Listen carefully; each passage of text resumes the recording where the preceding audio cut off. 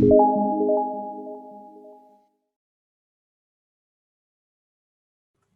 selamat siang semua. Selamat datang kembali. Oke, untuk video ini saya akan membahas mengenai kinematika gerak lurus ya. Di mana kinematika ini merupakan salah satu cabang dari mekanika. Oke, untuk kinematika gerak lurus itu akan dipecah menjadi gerak lurus yang beraturan. Saya akan catat di sini ya. Dan gerak lurus berubah beraturan. Yang membedakan adalah kalau dia ada kata berubah, artinya di sana akan ada percepatan. Karena dengan percepatan itulah kecepatan dia bisa berubah. Dan sekarang kalau menurut lintasan, maka akan ada yang versi mendatar sama yang versi gerak vertikal. Khusus video ini saya akan menggunakan yang mendatar dulu aja. Yang vertikal nanti akan ada di video berikutnya. Oke, berikutnya kita harus bahas dulu untuk konsep dasarnya ya. Di sini adalah konsep dasar mengenai posisi dulu. Posisi itu apa? Posisi adalah letak suatu benda. Yang namanya posisi ya letak benda ya. Pada waktu tertentu dan terhadap acuan tertentu. Di sini ada dua poin penting yaitu waktu dan acuannya. Jadi ingat aja, di kinematika gerak, waktu dan acuan itu sangat penting. Oke.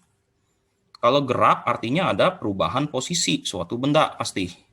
Ini juga sama terhadap waktu dan acuan tertentu. Ya, namanya benda bergerak pasti posisi dia berpindah atau berubah. Terus ada lintasan. Lintasan itu adalah tempat posisi titik yang dilalui oleh benda bergerak. Contohnya nanti kalau di lapangan sepak bola persegi panjang kalian keliling satu putaran, nah itu lintasannya ya keliling lapangan sepak bola tersebut. Seperti itu. Sedangkan kalau secara umum gerak lurus adalah perubahan posisi suatu benda terhadap waktu dan acuan tertentu. Ini sama, cuma lebih detailnya pada lintasan lurus. Oke. Dalam arah vertikal maupun horizontal. Di sini sama ya, saya ingatkan lagi video ini hanya yang horizontal. Setelah ini paham, kita akan masuk ke tipe gerak lurus beraturan dulu. Dimana kalau namanya gerak lurus beraturan, maka kecepatannya tetap, yang artinya adalah percepatan dia adalah 0, pasti di sini ya. Nah, untuk di sini kalian harus bisa bedain kata jarak dan perpindahan. Ini sangat penting. Kalau jarak, itu artinya panjang lintasan yang ditempuh suatu benda dalam selang waktu. Ilustrasinya, dia keliling seperti lingkaran ini. Maka jaraknya adalah ya busur lingkaran yang biru ini. Jarak dia. Oke. Sedangkan kalau perpindahan itu hanya dilihat perubahan posisi. Yang artinya saya hanya melihat titik awal dan titik akhir dua benda tersebut. Saya tidak peduli dia mau bergeraknya melingkarnya seperti apa, saya tidak peduli. Saya hanya melihat posisi awal dan akhirnya aja. Nah, karena dua ini punya perbedaan, maka kalau dia dibagi dengan waktu, maka akan muncul nilai yang berbeda juga, di mana kalau jarak per waktu sebutnya kelajuan, atau dalam bahasa Inggrisnya speed di sini, dan ini merupakan besarannya skalar. Ingat kalau skalar artinya hanya punya nilai, tidak ada arah. Sedangkan kalau perpindahan yang dibagi dengan waktu, maka akan disebut kecepatan alias velocity. Dan velocity adalah besarannya vektor, yang artinya arah mempengaruhi posisi itu ya. Jadi kalau arahnya berlawanan, tandanya nanti bisa plus, bisa min. Sedangkan kalau jarak per waktu atau kelajuan itu pasti positif. Oke. Nah, sekarang kita masuk ke rumusnya. Rumusnya ada GLB dan GLBB ya. Kita ke GLB dulu. Di sini dengan acceleration atau V tetap, maka rumusnya X sama dengan X0 plus VT. X adalah posisi akhir, X0 posisi awal, V kecepatan, T-nya waktu. Sedangkan untuk versi GLBB, ini yang ada acceleration ya, V-nya berubah, maka ada VT sama dengan V0 plus AT. Yang kedua, X sama dengan X0, tambah V0T, tambah setengah AT kuadrat. Yang ketiga, VT kuadrat, V0 kuadrat plus 2AX min X0. Kalian lihat di sini, A-nya muncul di 3 rumus ya. Oleh karena itu, kalau ada GLBB, yang pertama kali kalian harus cari, yaitu A-nya dulu, wajib. Karena pasti akan dipakai di 3 rumus. Nah, mungkin ada pertanyaan bagaimana cara kita tahu menggunakan rumus yang mana. Kita identifikasi datanya nanti ya. Untuk nomor 1 dan 2 itu butuh waktu.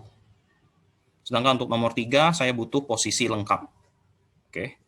Nomor 2 tidak perlu VT, nomor 1, 3 butuh VT. Jadi kalian harus identifikasi datanya yang ada di soal apa, baru kita bisa tentuin menggunakan rumus yang mana. Untuk yang sebelah kanan itu rumusnya persis, cuman A-nya diganti min G aja, karena geraknya vertikal. Cuman saya tidak jelaskan di video ini ya. Nah, di sini ada datanya, keterangan V velocity, X perpindahan, T-nya waktu, A acceleration atau percepatan. Nah, sudah rumus itu dapat, kita akan identifikasi bagaimana cara menyelesaikan soal tipe kinematika gerak. Panduannya seperti ini ya.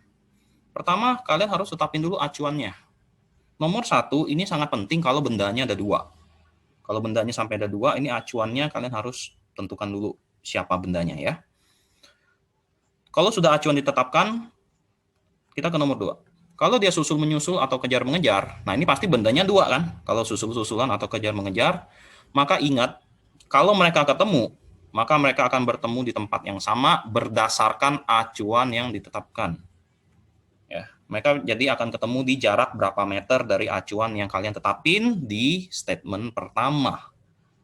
Oke, nanti di soal kita akan lebih detail. Nomor 3, jika 2 benda bergerak tapi ada 1 yang terlambat, jadi biasanya ini kalimatnya nanti 1 sekon kemudian benda B bergerak. Nah, kalau mereka sampai ketemu di suatu titik, maka yang terlambat jalan waktunya berkurang. Artinya nanti waktu masukin rumus, yang telat nilai T-nya harus dikurangin waktu dia telatnya berapa lama. Contoh, kalau misalnya 1 sekon kemudian B bergerak, maka B telat 1 sekon kan, maka T-nya di rumus nanti untuk B itu harus T-1. Seperti itu. Nomor 4, kalau percepatannya searah dengan kecepatan, maka tandanya positif. Kalau searah ya, A sama V, searah positif. Tapi kalau percepatan yang berlawanan arah dengan kecepatan, tandanya negatif. Ini A-nya ya, ingat ini A-nya. Kalau dia searah V, positif. Kalau dia berlawanan V, negatif. Makanya percepatan juga masuk besarannya vektor. Tanda mempengaruhi, arah mempengaruhi. Supaya jelas, kita kerjakan soal yang saya jelasin di sini ya. Oke, saya zoom dikit. Nah, kalian lihat, bisa lihat ya di sini ada soal ya. Oke. Di sini dia bilang ada benda A dan B. Pertama dia bilang benda A mula-mula diam.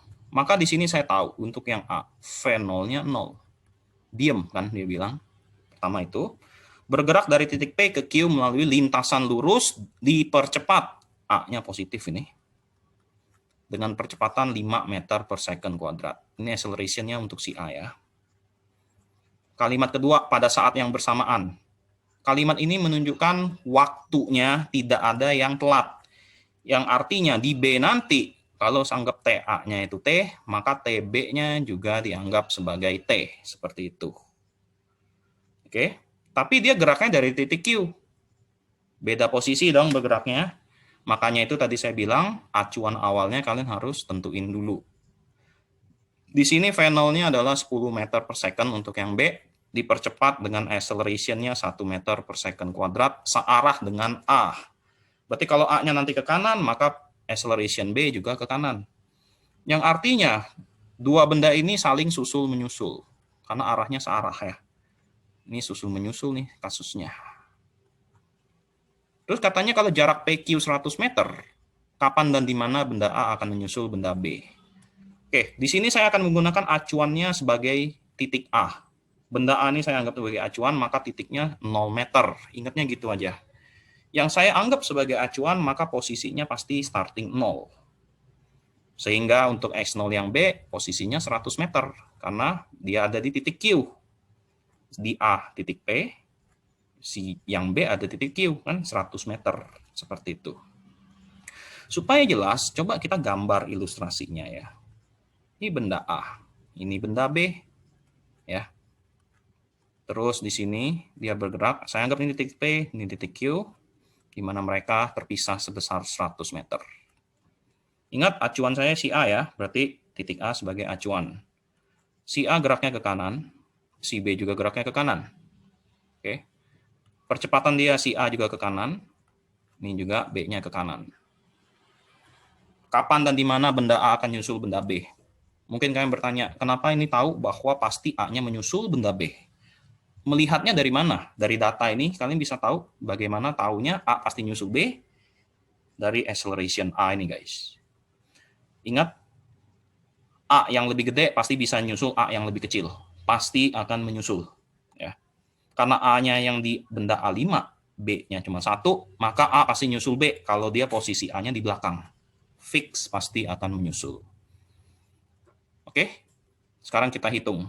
Cara menghitungnya adalah, ingat rule-nya, dia akan ketemu di tempat yang sama, maka XA sama dengan XB.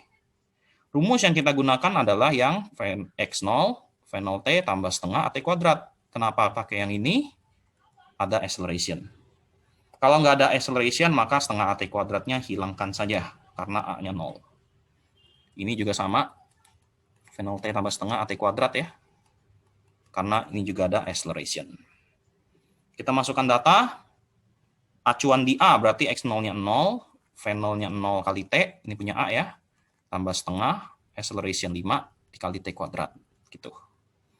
Sekarang untuk yang B, dia posisinya udah di 100 meter, karena di titik Q, V0-nya 10T, tambah setengah, A-nya 1, T kuadrat.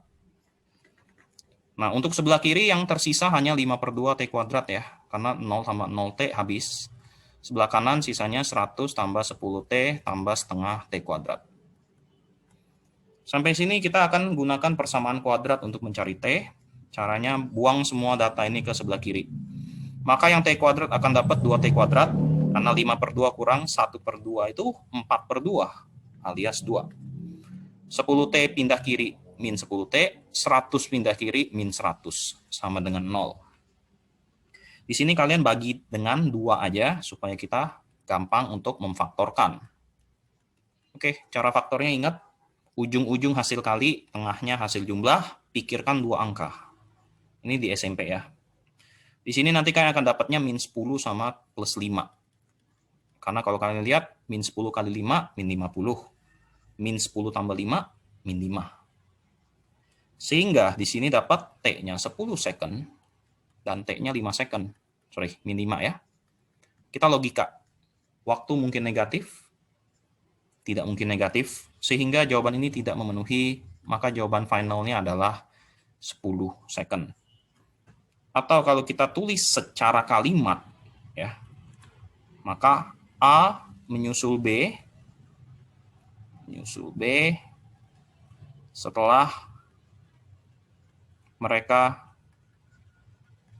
bergerak 10 second. Nah, ini jawaban detailnya seperti ini. Kenapa dua-duanya 10 second? Karena mereka pergi pada saat yang bersamaan. Ya. Kapannya udah dapat. Sekarang di mananya? Di mana berarti posisi ya. Nah, untuk mencari di mana, kalian ganti T 10 second ini di persamaan yang ini atau ini. Pilih saja. Rekomendasi saya pilih yang gampang. Saya akan masuk ke yang sebelah kiri aja. XA-nya berarti 5/2, T kuadrat berarti ini 10 kali 10 ya. Maka akan dapat 250 meter. Ingat, tadi aturannya, mereka akan bertemu di tempat berdasarkan acuan. Karena acuan saya titik A, maka statement jawaban dia, A menyusul B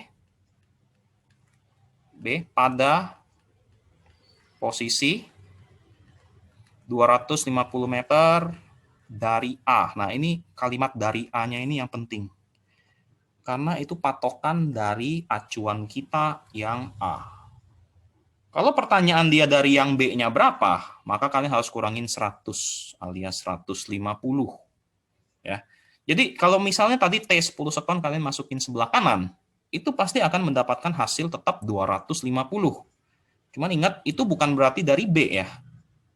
Hasil T masuk itu dari acuan awal kita, yaitu si benda A, X0-nya ini. Lihat, siapa yang X0-nya kalian patok 0 meter, itulah acuannya. Oke? Oke, demikianlah video saya untuk hari ini ya.